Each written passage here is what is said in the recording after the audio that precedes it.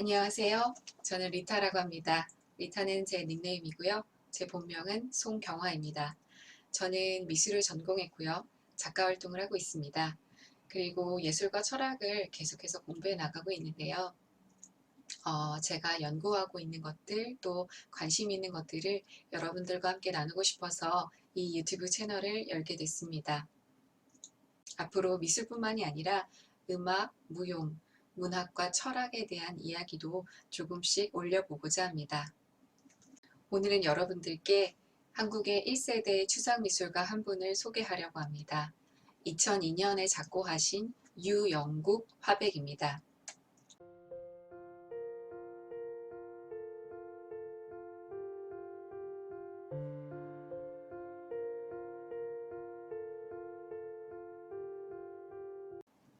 화려한 색채, 그리고 아주 대담하고 강직한 구성으로 기하학적 색채 추상 작품을 많이 남기셨는데요. 제가 참 좋아하고 또 영향받은 작가들 중 한 명입니다. 유영국 화백의 삶, 그리고 그의 작품 세계를 같이 한번 살펴보겠습니다.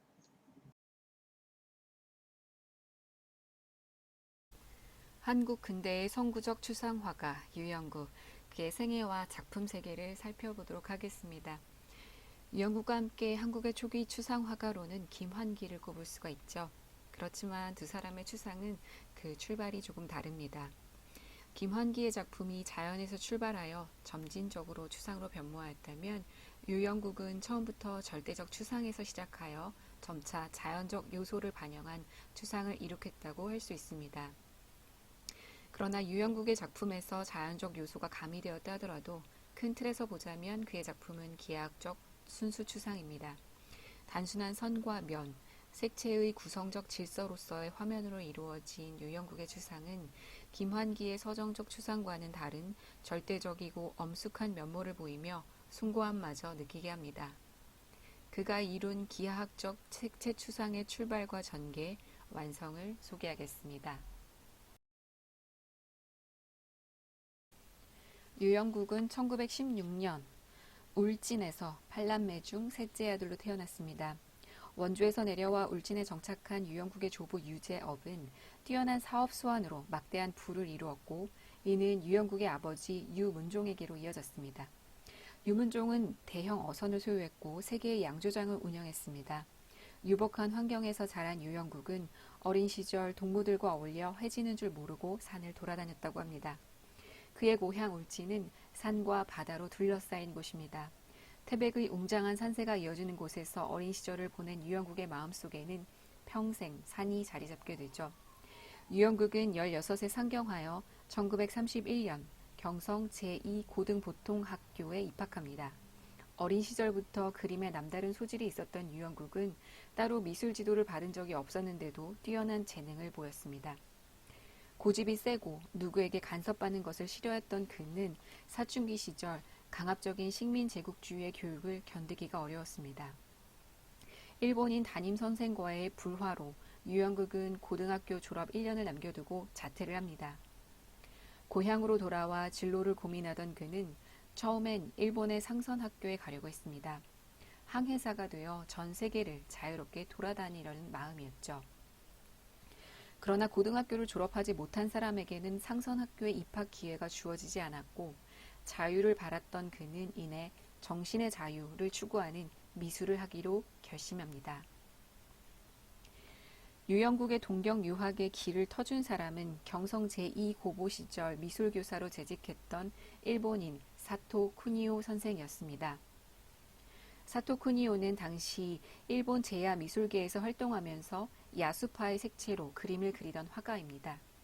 유영국은 1935년 동경의 여러 미술학교 중 동경문화학원으로 진학합니다. 동경문화학원은 제국미술학교나 동경미술학교보다 훨씬 자유로운 분위기의 미술학교였으며, 그는 이곳에서 무라이 마사나리를 만납니다. 무라이 마사나리는 자유미술가협회의 리더로 유영국보다 11살 위였고, 당시 프랑스 유학을 마치고 돌아와 문화학원의 강사로 부임한 상태였습니다. 마사나리는 동경미술학교의 아카데미즘적 교육 방식을 탈피하여 추상미술의 노선을 선택했고, 유영국은 그의 영향을 받아 곧바로 추상회화의 길로 들어섭니다. 유영국이 일본에 도착한 1930년대 일본 미술계는 이미 유럽에서 유입된 인상주의가 아카데미즘으로 굳어져 있었고, 러시아의 절대주의와 구성주의, 유럽의 야수파, 입체파, 미래파, 추상미술이 들어오며 인상주의적 아카데미즘에 반하는 전위적인 미술운동의 모습이 다양하게 나타나던 시기였습니다. 많은 외국 예술가들이 작품을 가지고 일본을 방문하였고, 이에 더불어 유럽에서 유학을 마치고 돌아온 일본인 화가들이 유럽의 다양한 미술사조들을 일본에 전하며 다이쇼 시대의 일본 신흥 미술 운동을 자극했습니다. 특히 미래파와 구성주의는 건축이나 공예 디자인 등을 통해 광범위하게 일본인의 생활 속으로 침투되었죠.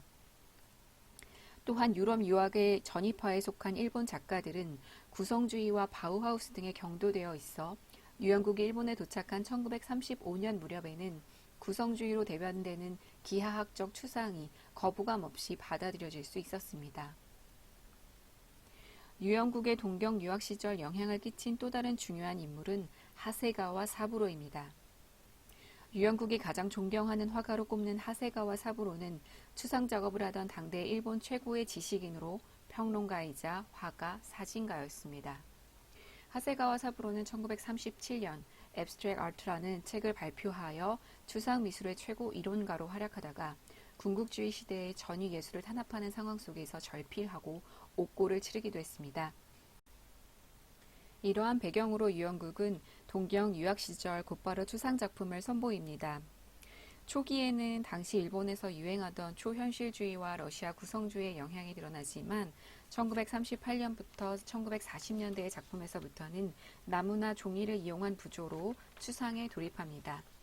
이러한 작업들의 양식적 특징은 기하학적 추상을 추구했던 몬드리안이나 아르프 등의 작업에 조응하고 있음을 알 수 있습니다. 실제로 유영국은 몬드리안을 좋아했다고 전해지죠. 아르프는 독일에서는 한스 아르프, 프랑스에서는 장 아르프로 불리는데요. 좀 더 부드럽고 유기적인 형태가 돋보이는 추상 작업을 남겼습니다. 유영국은 1937년 화단에 데뷔하여 1938년 자유미술가협회전의 최고상인 협회상을 수상하면서 모더니즘 화가로서의 입지를 굳힙니다. 그의 작품은 한국 화가로는 처음으로 구상이 완전히 배제된 최초의 완벽한 추상이었습니다. 당시 대부분 구상에서 추상으로 차츰 넘어가던 일련의 화가들과는 달리 유영국은 추상이 그 시작부터 절대적인 기하학 추상이었습니다. 1940년까지 그는 동경에서 활발하게 활동하였는데 이 시기 그가 공식적으로 전시한 작품 수는 90점이 넘었습니다. 그러나 이 작업들은 귀국할 때 일본에서 미처 다 가져오지 못했고 귀국 후 해방, 한국전쟁 등 혼란한 상황 가운데 어렵게 했던 작업들까지도 함께 소실되어서 동경 유학 시절부터 1940년대에 이르는 그의 초기 작업은 소량만 전해지고 있습니다.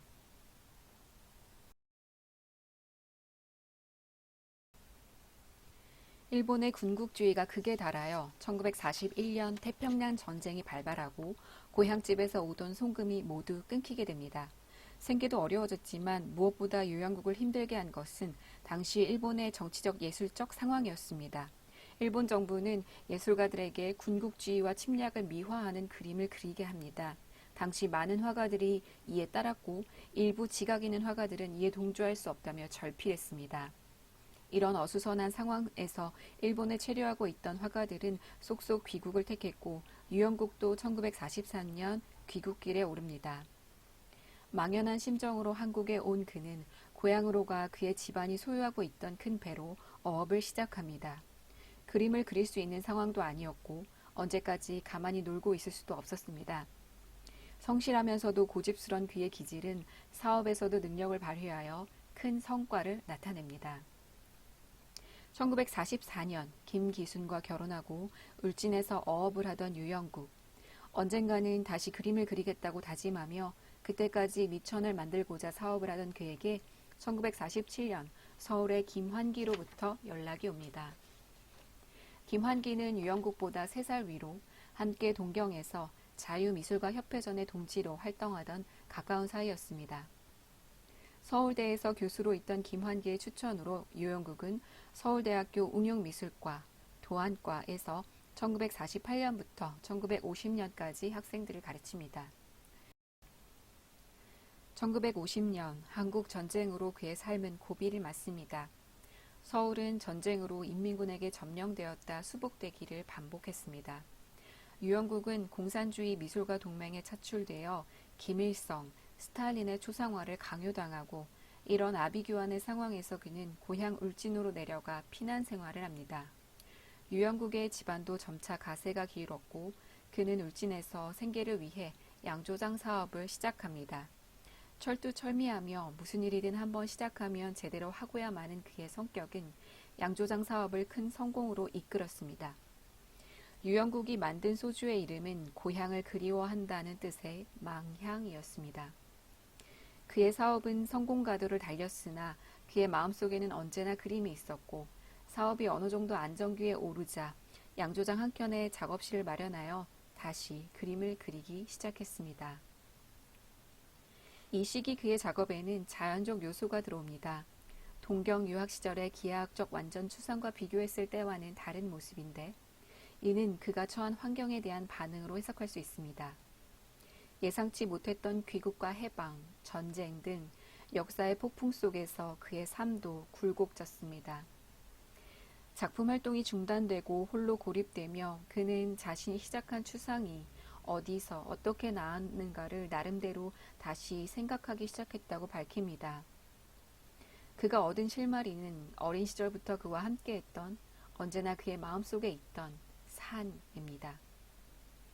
유럽과 미국의 기하학적 추상이 자연을 배제하며 점, 선, 면의 원리로만 작품을 구성해 나갔다면 유영국은 이때부터 산을 그의 작품에 끌어들이며 그만의 한국적이면서도 기하학적인 추상의 세계를 구축해 나갔다고 할 수 있습니다. 4년 남짓 울진의 죽변에서 세월을 보낸 후 유영국은 1955년에 서울로 돌아옵니다. 그리고 그동안의 잃어버린 시간을 만회하려는 듯 왕성한 활동을 보입니다. 1964년을 기점으로 그 이전에는 그룹 활동 중심에서 이후에는 개인 작업 중심으로 그의 삶은 변화합니다.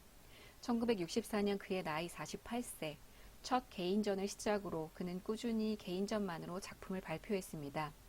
1960년대 후반에 들어서면서 유영국의 화폭은 더욱 밝고 건강한 원색으로 채워지며 한층 긴장된 구성이 두드러집니다.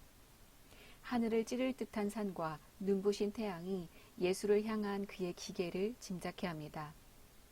시간이 흐르며 색은 더욱 그의 작품의 중심부로 위치하고 화면에서 하나의 구성적 패턴을 형성합니다. 이로써 그는 1967년부터 색면 추상의 절정기로 돌입합니다. 당시 한국 화가들의 색채에 비하면 유영국의 색은 단연코 화려하고 선명합니다. 유영국의 색면 추상에 비교할 수 있는 작가로는 미국의 바넷 뉴먼과 마크 로스코를 들 수 있습니다. 두 미국 화가의 색면 추상과 유영국 회화의 다른 점은 유영국은 자연을 내면화하여 강렬한 색채와 기하학적 조형으로 승화시켜 표현했다는 점입니다. 유영국과 비교해서 볼 수 있는 또 다른 작가로는 조셉 알버스가 있습니다. 독일 태생이고요. 1930년대 바우하우스에서 교수로 재직하다가 나치를 피해 미국으로 이주했습니다. 색채와 기하학을 이용한 추상회화뿐만 아니라 디자인, 타이포그래피, 사진 등 여러 영역에서 활동했습니다. 1968년 신세계 화랑에서 개최한 제3회 개인전에서 유영국은 산 연작 14점과 원 연작 4점을 발표했습니다. 그의 작품은 산과 원으로 회귀되며 미적 절정을 이룹니다. 1970년대 후반에 가면서 그의 작품은 한층 부드럽고 자유로워집니다. 오랜 수행자가 그 수행을 마치고 달관의 경지에 다다른 느낌입니다.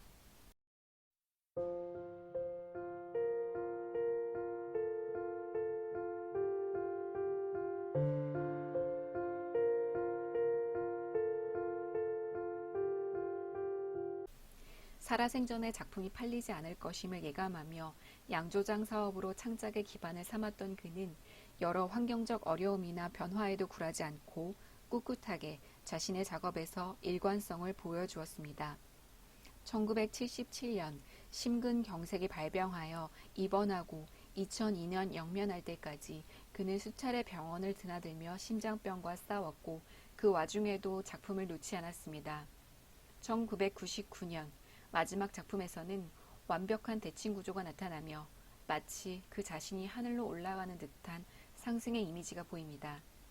2002년 11월 유영국은 서울대학병원에서 투병 중 세상을 떠납니다. 네, 여러분 어떻게 보셨나요? 유영국 작가는 굉장한 직관과 실천력을 지닌 인물이었던 것 같습니다. 유복했던 어린 시절을 지나 험난했던 한국 전쟁의 시기를 거쳐서 말년에 이르기까지 그는 절대로 작업을 포기하지 않았습니다. 그가 가장 힘들었던 시절 그에게 등대가 되어주었던 산, 그 산이 마침내 그의 전 생애에 걸친 예술 세계로 나타났습니다. 화려한 색채, 아주 대담한 구성의 기하학적 색채 추상의 세계를 보여준 유영국 화백. 아마도 한국 미술사에서 그의 자리는 그의 작품처럼 아주 찬란하고 또 견고하게 자리매김할 것 같습니다. 네, 오늘은 여기까지 하도록 하겠습니다. 감사합니다.